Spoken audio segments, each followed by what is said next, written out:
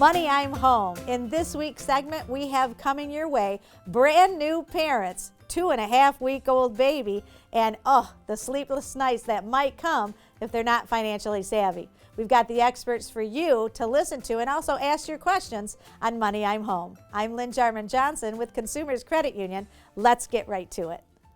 Today, we have got such a great experience to talk about, and that is the wonderful experience of new motherhood, fatherhood, parenting, bringing that new baby home, and helping us to really wrap our arms around the financial aspect of it is Caitlin Huntington and Scott Dobson. Caitlin and Scott are our experts here at Consumers Credit Union in all things financial education for all ages and stages. And we have wonderful guests to also introduce you to, Emily Pickle and Scott Pickle and little baby Lila. I see her peeking out a little bit.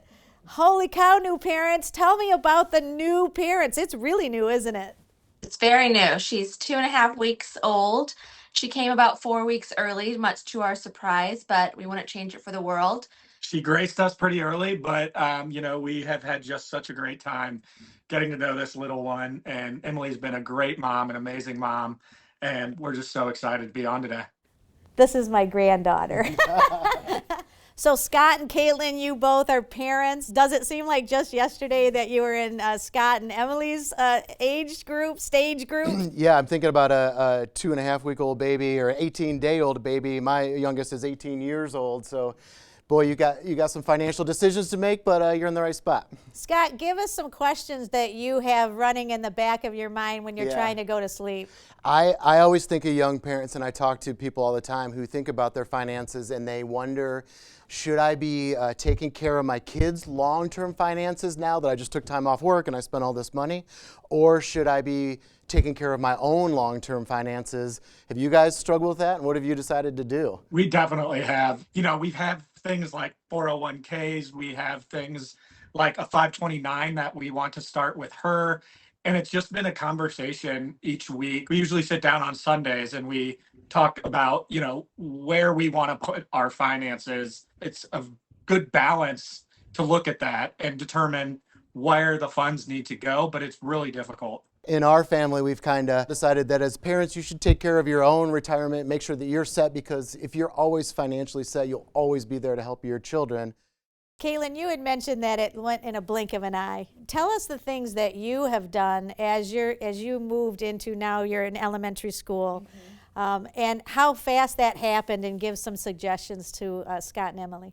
Yeah, absolutely. And I think, Scott mentioned thinking of the long-term financial goals as you are parents, but also thinking about the short financial goals. So building a monthly budget if you haven't had one in place, as you are incurring new expenses that you didn't have before, such as diapers, formula.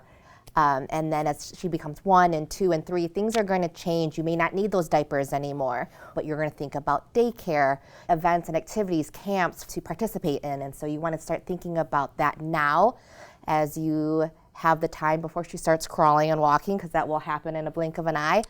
The other thing I thought of that really struck me when I was a young parent was unexpected healthcare expenses, because when I had a brand new baby, we went to the emergency room a lot because we were scared and really didn't know, and we were going to err on the side of safety. And that, especially in today's high deductible health plan world, you could spend a few $1,000s. So if you're not prepared for that, there'll probably be a few times when you're like, well, we probably didn't need to go, but for safety's sake, we went, and be able to be prepared for those proactively can help reduce your stress level and make it easier to be a parent.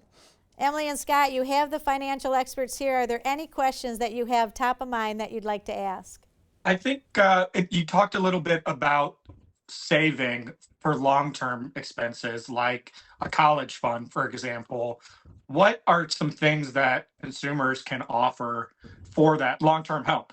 I'm not an investment advisor, so I'm not going to say anything investment advisor side, but over a long term like that, speaking to one of our investment advisors, they have options for how long you want the money to be invested, what it's going to be used for. Is it going to be used for education, or maybe just for down payment on a house? There's lots of options in there. Of course, we have regular savings accounts, CDs, Christmas accounts. Sometimes you just want to have money in there until the end of the year. Really, the key is to get started and pick one of them. And even if you just get started with a really small amount, I know personally over a decade or so, it really adds up. And then you guys mentioned kind of like, the digital envelopes kind of from the physical that it used to be. Would you guys recommend kind of having multiple for Lila, or maybe having just one baby fund and kind of contributing that way? That way we can kind of use as needed should something come up and we don't have to pull from one envelope to go to another. Or would it be better recommended from a saving standpoint, especially in the short term, to have them spread out kind of more goal specific? I got a weird answer. My weird answer is whatever feels better to you. When I started, all of my bills, I used the digital envelope system. Like my mortgage payment, I saved money and then it made the payment for me. And they had all separate accounts because it made me feel good to see each one of those working together. I got to a point where now all my bills are just in one account that says bills, and savings is just one that says savings, and I earmark it. But for me, it's whatever made me feel the most comfortable when I was looking at it, what was the easiest for me to see and manage, and what made the most sense to my own brain. I think is the best way. We can do it different ways, so whichever way works best for you is the way that I think that you should do it. Yeah, and let technology help you. So you can set up auto transfers from your primary checking or your bills checking, and you can move it electronically to all the digital envelopes that you need or want.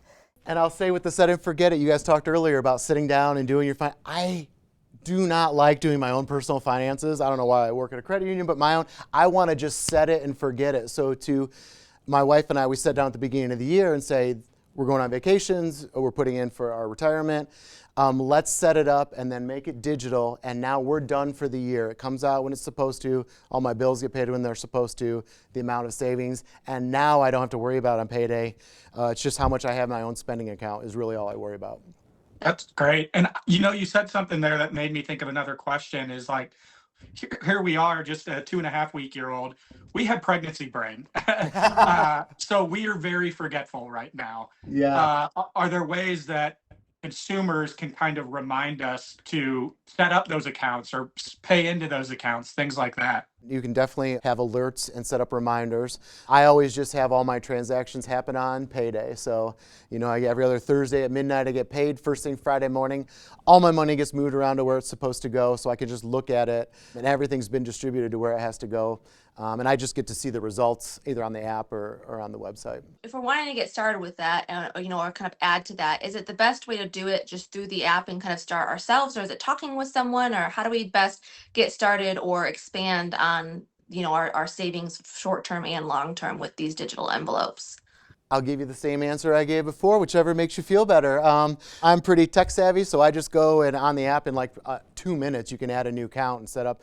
But if that's not your thing, walk into an office and anyone can get that sub account open for you. And one thing also to add, even though Lila is 2.5 weeks old, is you can also create a youth account for her as well, even though she's that young, and get her started saving now.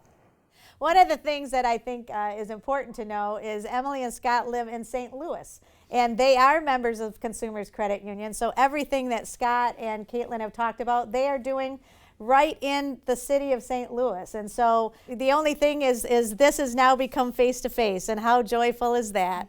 Well, listen, we love it. Do you have any other questions before we wrap up, or do you guys have any questions of the new parents?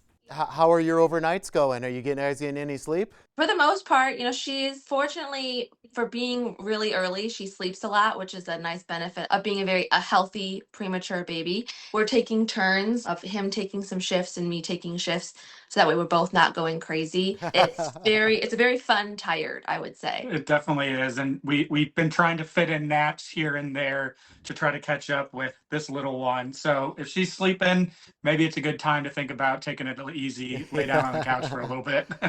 Well, it seems easy from our perspective because she's been a perfect angel this whole time. So She has, but the minute we probably turn this off, she'll probably start screaming when I take her off. But that's okay. That's how real parenting goes. Oh, I think I just saw Luna in the back saying hello. Who's our You did. puppy. You did. She's been pretty good too, despite trying to bark or growl. But she's been a good podcast Good protector. person. A good Yeah. protector. You guys head out and take a nap with her right now, and we can't thank you enough for your time. 2.5 weeks, we do know you're tired, but I'll tell you, Caitlin and Scott are here for you if you have any questions that you need down the road. Well, thank you so much. We're really excited, and we're really grateful to be on and have learned a little bit, and to been able to have this conversation. Thank you guys so much. Sure thing. Thank you. Bye, guys. And now it's time for our Money Minute expert. Josh Summerfield is with our mortgage department here at Consumers Credit Union. Josh, we've got a member who called, has a very important question for you. Sounds great. Let's listen in. Hi, this is Joey calling, and I'm actually looking into purchasing a home for the first time. And I was just wondering if you guys could give me any advice for first-time homeowner. I just need to know what the smartest way to go about this is, and it's my first time, so I want to make sure I do everything right. Thank you. Joey, that's actually a really good question, and I think you've done the first step already, which is seeking education. That's what I would have told you to do to begin with. Getting a team around you, your mortgage loan officer, your realtor, really starting to get yourself prepared for the whole process. There's things that you don't know what to ask yet. This team that you put around you is going to help you through that process. We have some great resources on our website, a checklist that's going to go through all the things that you're going to probably need to know to get yourself prepared will be on there, so that's a good place to start as well. But I would suggest, get with a mortgage loan expert here at Consumers Credit Union, and we'll definitely help you through the process. And if you are interested, just like Joey, go onto our website, and then you can actually see all of our mortgage loan officers that are ready to serve you. And that's this edition of Money I'm Home. Thanks so much for joining us. And don't forget, you can call us anytime, day or night, to ask your questions for our financial experts. 269-488-2764. That's 269-488-2764. Leave your questions, and we've got your answers on Money I'm Home.